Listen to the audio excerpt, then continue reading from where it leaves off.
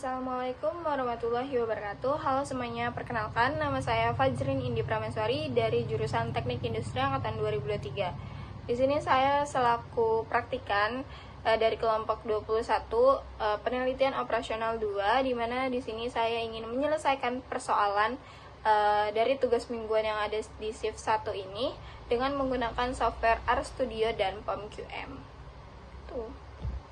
Nah, di sini ada dua soal di mana saya bakal menyelesaikan persoalan 1 dengan RStudio dan POM-QM, lalu soal 2 dan dengan software RStudio dan POM-QM. Di mana soal yang pertama di sini ada sebuah perusahaan jasa memiliki jasa pengiriman memiliki rute sebagai berikut. Nah, di sini ada rutenya ya, teman-teman. Dan perintahnya itu tentukan rute terpendek yang dapat dilalui mobil ekspedisi dari daerah A ke daerah G, jarak dalam satuan kilometer. Nah, di sini ada rutenya ya, teman-teman. Dimana di sini ada ekspedisi A ke ekspedisi B itu dengan jarak 5 km, dan di sini ada ekspedisi A ke ekspedisi C itu jaraknya 7 km. Gitu seterusnya. Jadi kita bakal menentukan rute terpendek gimana sih mobil ekspedisi dari daerah A itu bisa sampai ke ekspedisi daerah G. Nah, di sini saya bakal menyelesaikannya yang pertama dengan software RStudio, di mana langkah yang pertama yang kita lakukan itu kita harus menginstal package-nya dengan menggunakan iGraph. Atau iGraph ini tuh kayak kita bakal ngegunain grafik gitu kan, teman-teman. Jadi pakai perintahnya itu perintah iGraph. Nah, kalau misalnya udah keinstal, kita baru mendefinisikan si simpul dan sisi dengan bobotnya, di mana di sini tadi ada informasi bahwa datanya itu nih kayak misalnya from or dari A to ekspedisi B dengan jarak atau weight itu sebesar 5 km. Terus kayak from A to C itu sebesar 7 km, dan A to D itu sebesar 12 km. Gitu, teman-teman. Nanti kita nyimpan si informasi atau data-data ini di sini, di edge ini, data.frame. Nah, habis itu bisa kita run langsung ya, teman-teman. Terus kemudian kita bakal membuat grafik berarah dengan bobot. Kenapa? Karena kita menggunakan saya lupa menjelaskan bahwa soal ini itu kan pakai rute terpendek ya, teman-teman. Berarti dia menggunakan termasuk ke dalam konteks shortest route. Dimana shortest route ini itu tuh memperhatikan arahnya. Dimana kalau misalnya memperhatikan arahnya berarti panahnya harus benar, teman-teman. Kayak misalnya dari ekspedisi A to ekspedisi B gitu. Jadi panahnya itu harus benar. Jadi kita di sini tuh grafnya itu harus berarah. Terus juga di sini itu kita pakai sintaks graph from data frame. Nah, di sini juga ada directornya, di mana directornya itu harusnya true karena kita harus panahnya itu harus benar atau true. Dari ekspedisi A menuju ekspedisi G. Gitu, teman-teman. Terus selanjutnya kita bakal ngeplot si diagram ini. Nah, ngeplot si diagram ke grafik ini. Mengplot si data ini ke grafik gitu. Jadi di sini ada perintahnya atau sintaksnya. Di sini ada graph edge.label, di mana di sini ada perintah atau sintaks graph $weight itu tuh merupakan pendefinisian dari yang udah data yang udah kita simpan tadi gitu. Nah, di sini juga ada, karena kita mau ngeplot dia menjadi bentuk grafik atau diagram, jadinya kayak kita harus menentukan size dan color si diagram tadi. Jadi di sini saya menggunakan vertex berwarna pink dan size sebesar 30 sama edge arrow-nya itu sebesar 0,5 gitu. Nah, selanjutnya kita bakal menghitung dan menampilkan jalur terpendek dari A ke G. Jadi di sini ada sintaks shortest path, di mana di sini kita bakal menampilkan jalur terpendeknya gitu, teman-teman, dari si grafik yang udah kita bikin sebelumnya.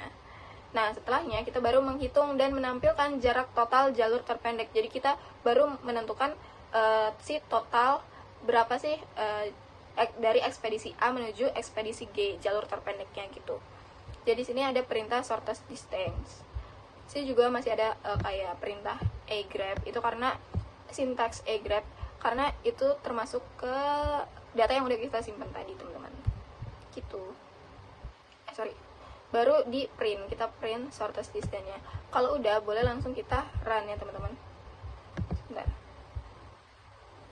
langsung kita run aja.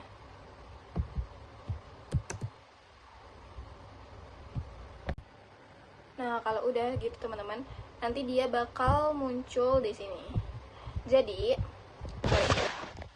biar kelihatan. Jadi di sini hasilnya itu yang tadi kita udah running dari sintaks-sintaksnya itu tuh jadi jalur terpendek dari ekspedisi A menuju ekspedisi G itu harus melalui A, terus nih di sini nih. Jadi dari A dulu, terus ke B, terus ke E, terus ke F, terus baru ke G. Itu sebesar 16 km. Itu udah termasuk jalur terpendek atau shortest route-nya. Gitu, teman-teman. Itu untuk soal yang pertama menggunakan software RStudio. Oke, selanjutnya di sini kita bakal menggunakan software POMQM. Dimana di sini software POMQM kita bakal milih yang modul network karena kita pakai konteks network analysis. Dimana di sini kita pakainya shortest route karena tadi kita pakai di soalnya kita harus menentukan jalur terpendeknya. Nah di sini kita tulis soal 1 dulu. Terus nah di sini variabel branch-nya itu kita lihat di software RStudio tadi, dimana di sini ditulisnya 12 objek. Dimana kita tulis 12 dan directed.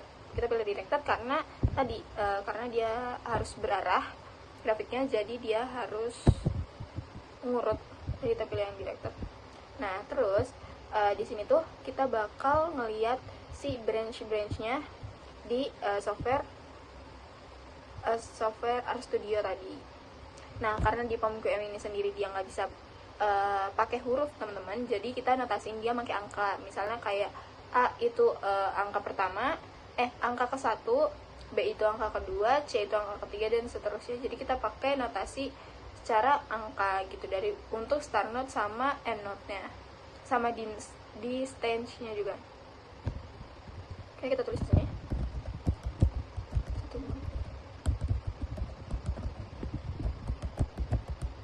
Nah, 1, 2, 3, 4, 5, 6, 7, 5, 4.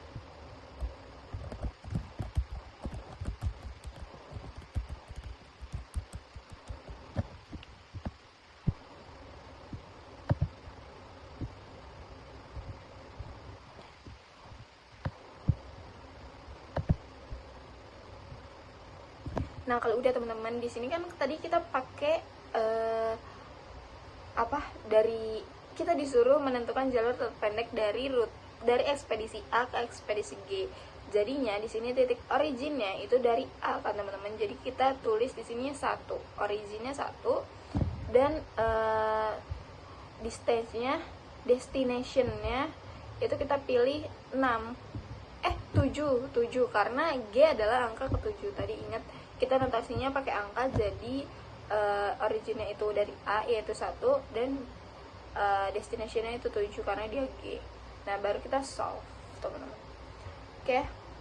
Nah di sini udah bisa kita ketahui ya teman-teman. Jadi si dari titik A ke titik G itu sama dengan 16 km jalur terpendeknya. Untuk itu dia harus melewati dari titik A ke titik B, dari titik B ke titik E, dari titik E ke titik F, baru dari titik F ke titik G sebesar 16 km. Itu udah. Nah, untuk soal yang kedua ini, di sini ada soal di mana di bawah ini merupakan alur pendistribusian air minum dalam kemasan yang dilakukan oleh PT Watrindo. Angka dalam garis menunjukkan jarak dalam satuan kilometer. Nah, perintahnya tentukan rute-rute manakah yang mampu memaksimumkan jumlah perjalanan dari daerah A ke setiap daerah dengan mempertimbangkan keterbatasan setiap jalan. Nah, karena dia nggak punya arah teman-teman, jadi dia termasuknya ke dalam konteks spanning tree atau pohon. Jadi dia tuh lebih ke kayak misalnya dari daerah A menuju ke setiap daerah. Jadi dia nggak memperhatikan arah, dia yang penting mendistribusikan ke segala ke segala daerah gitu. Jadi dia nggak mementingkan arah dari A kemana-mana, itu nggak terlalu memperhatikan arah. Jadi dia cuman yang penting pendistribusiannya itu tepat ke seluruh daerah gitu teman-teman. Nah di sini kalau misalnya kita pakai spanning tree itu kita nanti deh. Oke, di sini mana ya? Nah, sini kita udah tadi ya, di pertama kita udah menginstal package-nya tentunya pakai iGrab. Terus di sini kita pakai data frame-nya atau mendefinisikan simpul sorry, dan sisi dengan bobotnya itu tuh menggunakan kayak data frame. Terus sama ya kayak tadi, A ke B itu 6, terus A ke D itu 7, jaraknya 7 km, terus B ke C itu 8 km, dan seterusnya. Itu ya teman-teman, sama kayak tadi. Bedanya di RStudio ini, itu kalau misalnya spanning tree menggunakan grafnya itu tak berarah, karena dia nggak mementingkan arahnya, yang penting dia mendistribusikannya ke seluruh daerah kayak secara merata gitu. Nah terus di sini langkah selanjutnya itu kita bakal membuat grafik tidak berarah, dimana di sini pakai graph form datanya nih, sama pakai edges juga. Terus directnya itu false karena kita pakai spanning tree gitu. Terus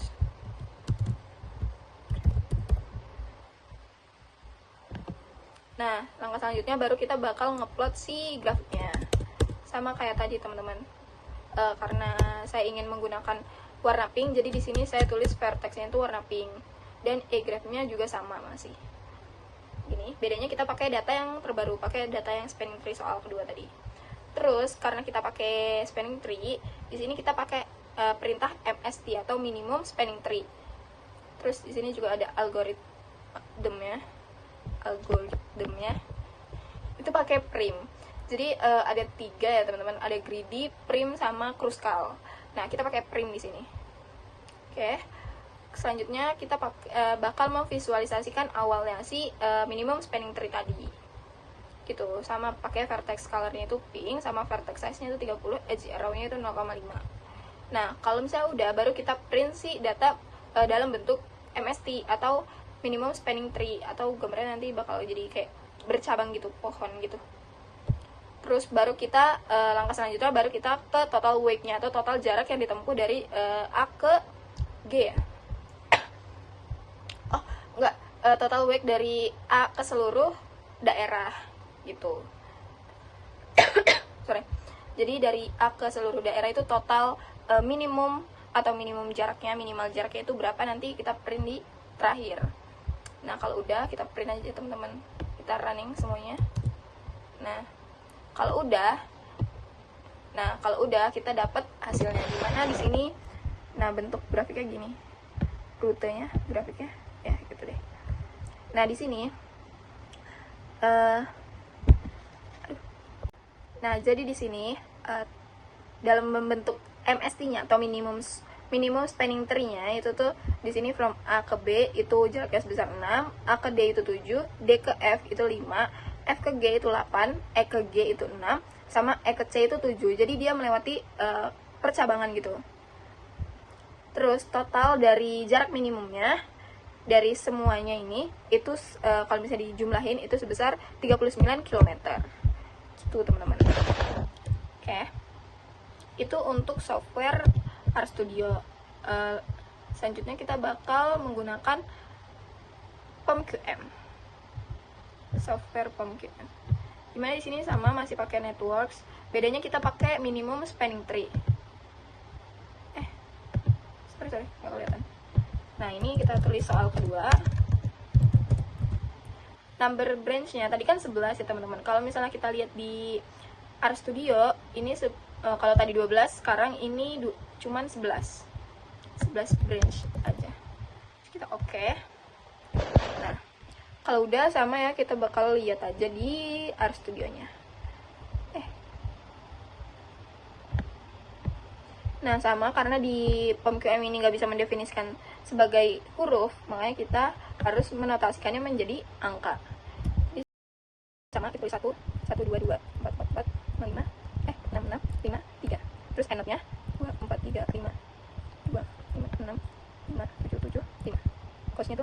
8, 8, 9, 15, 5, 9, 8, 6, 7. Nah, oke.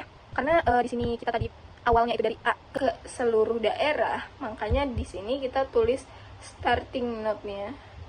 Start node-nya itu sebesar 1 karena dari A ke seluruh daerah. Gitu. Terus kita solve. Nah,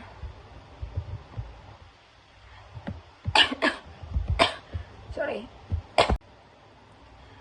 Nah, kita bakal bandingin sama hasil dari si RStudio tadi.